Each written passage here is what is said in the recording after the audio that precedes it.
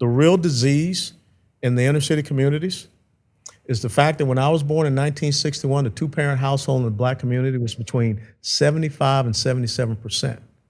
Today, it's only 24%.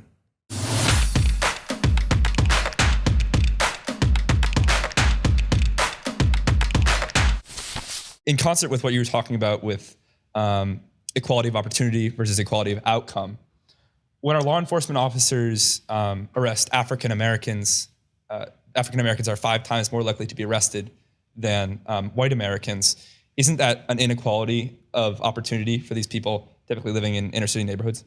I grew up in an inner city neighborhood, and it depends on what you're doing. If you're breaking the law, you should be arrested because it's about protecting people. I grew up in the inner city. I could have fallen and gone down the wrong path.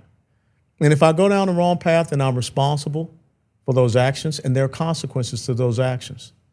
And I would just say to the young black men and women in the inner cities, don't go to the gangs. Don't go down the path of lawlessness. Go down the path of thinking about your future.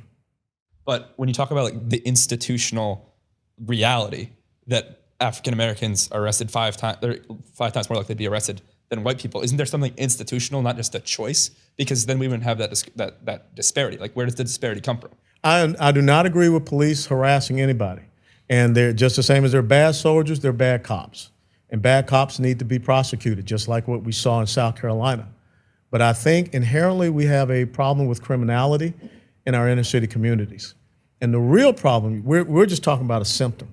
The real disease in the inner city communities is the fact that when I was born in 1961, the two-parent household in the black community was between 75 and 77%. Today, it's only 24%.